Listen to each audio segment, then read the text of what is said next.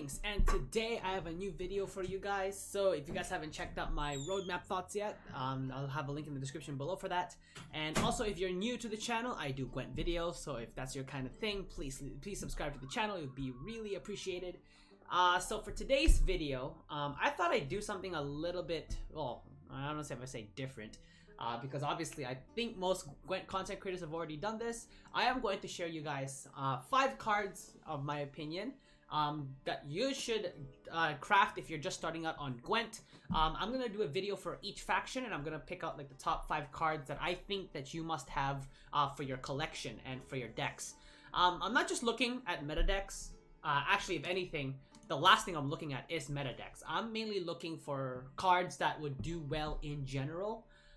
So some of these cards, of course, you know, other people could disagree with them. They might like this over the other, and it totally makes sense. It really all depends on your style of play and what kind of decks that you want to make.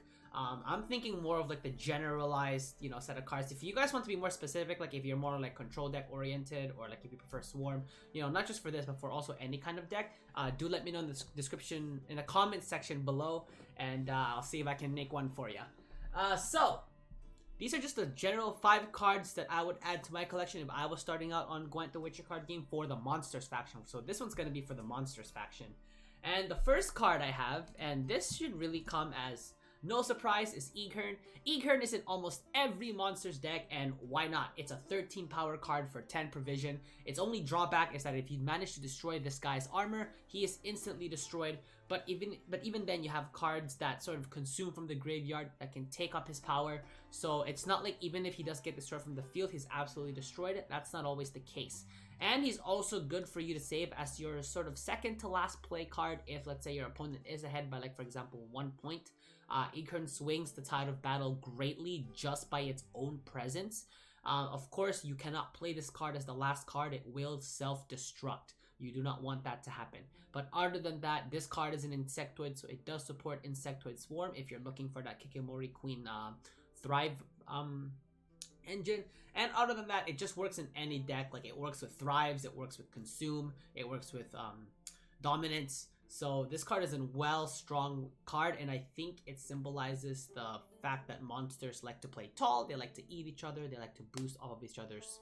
So it's like they worship the strong pretty much. That's what the Thrive is, and that's sort of the main core for monsters.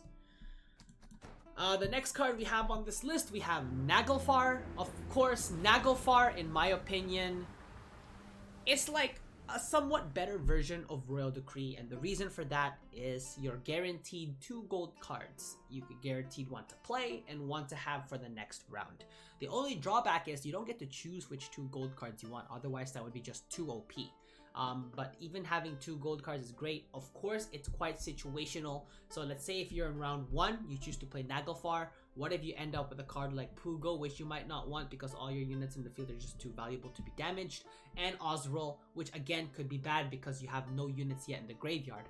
So this card could also have some drawbacks of its own, but the good news is you're sort of guaranteed a gold card that you might want in the second round. So you have 2 chances of getting a card that might help you out in the second round. So for example, if Azrael was one of the options and you notice that you did play Eghern in the first round, there you go. Your Azrael is immediately a 14-point card before it even gets played. So Naglfar is good that way. I find that it's a better version of Royal Decree for the Monsters faction, and it is cheaper, so it is pretty nice. Naglfar, it should be featured in almost every monster deck because it works with pretty much any gold cards you have in a monsters deck. So Swarm, Thrive, Dominance. That's sort of the main classification for monsters here is Thrive, Consume, Dominance. And yeah, so just remember, I always think of those 3 mechanics when I think of the monsters faction, which is what sort of helps me choose the cards. And speaking of the next card, we have Azrael. Azrael is good for 2 things. Azrael is good for consuming your very strong units so that you're free to play them in round 1. Well, your strong units in round 1, and have Azrael eat them up for the second round to make them even stronger. The only weakness to that is he is vulnerable to reset. So Geralt absolutely destroys this guy's life. Mork Varg, Heart of Terror, destroys this guy's life. You guys get where I'm getting at.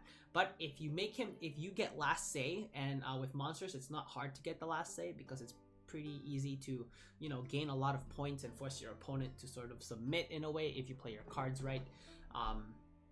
Azrael has that capability, and his second capability is if there is a deck that relies on res, Azrael, you can use Azrael to sort of deny that res. One really good example is second Wind Skellige, of course, if they choose to play either Olaf or Draco Turtle. Of course, Draco Turtle is relatively weak. I don't think you'd want to waste your Azrael on it, but if you feel that you have a safe enough point gap difference between you and your opponent that you can afford to mess up their second wind ability, because they usually like to play it on Draco Turtle and then they can play their Spellblood Priest right after and just start eating up on points. You deny that progression by having Azrael just straight up destroy the Draco Turtle, while you can still generate points of your own by eating, keeping your very strong monsters alive and having them summoned to the field. So Azrael's actually pretty powerful. Again, it does trigger Thrive despite it being a 1 power, because it doesn't. Thrive activates after abilities have been activated. So any units that rely on Consume immediately boost Thrive, and that's a pretty good thing considering Azrael's always that big short round finisher for 14 points maximum with Acorn, of course. And yeah, so I would suggest having Azrael in almost any deck, in all honesty, even Swarm deck sometimes. So those are 3 cards. I think there's 2 more because I am doing 5 cards. Where is she? The 4th card on this list, we have Wisp's Tribute. I guess another thing that sort of classifies monsters that I didn't really mention is organic. I think almost every spell unique to the monsters faction is organic. Cards like Parasite, cards like Natural Selection, cards like Predatory Dive, cards like Mandrake, although I don't think Mandrake is a monsters card. It might not even be organic, but you get the idea. Oh, and Whispering Hillock. So all those cards are actually pretty powerful in terms of A, thinning your deck out for you to draw better cards, and B, using them for removal, because again, cards like Natural Selection, dealing 4 damage out for a 4 provision card is pretty powerful actually.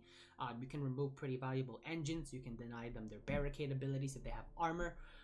Predatory Dive, usually Predatory Dive is a very timed deck. You want to use Predatory Dive, usually I'd use it in the first turn. If you notice that your opponent goes for an engine first round, Predatory Dive immediately cancels that and they're forced to play, you know, another card. So they're essentially 1 turn behind with 1 less engine, which I think is actually pretty powerful. So, you know, Wisp's Tribute is good for that. And Whispering Hillock, if you wish to play this card again, for example, and play yet another organic card, you can double thin there, which is pretty nice. Again, increases your chances of drawing out your, you know, your more desired cards for the 3rd round for that finish. You know, so Wisp's Tribute can be used in a variety of ways, and I think it can work well as long as you integrate organics into your deck. Wisp's Tribute will be a valuable card to have. And the last card we have on this list, actually, he's on the top. It's Kelp Tallis. Kelp Tallis is an interesting choice in my opinion, because I was originally wanting to put Caranthir here because Monsters faction has the capability of, again, Thrive, Death Wish. Oh, Death Wish is also another one. So Monsters is quite classified by a lot of classes, a lot of classifications. Kelp Tallis is a good one because of the monster's capability to eat each other to gain more points, you lessen the amount of units on your field. Now, of course, this is counterintuitive. If you're playing Swarm, you do not want to play Kelp Tallis when you're playing Swarm because it relies on you having more units on the board. But if you're running Consume monsters, perfectly fine to play Kelp Tallis because as long as you have less units on the field, you will be continuously destroying your opponent's units. And being at 9 power, it'll be relatively difficult to destroy. So it will be staying for, definitely you'll have its ability used for at least 1 turn. Whether you get rid of a 1 power, 2 power, if you do it every turn going to the end, it's going to build up the value for you. It might end up becoming, let's say, like an 18 point for a 12 provision cost, and that is a very strong deficit. Kelp Tallis, again, the only reason why I kind of debated on using him, because this, unlike the other 4 cards, you can't really integrate Kelp Tallis in any deck. Like, you have to avoid him in Swarm decks when you're relying on board control.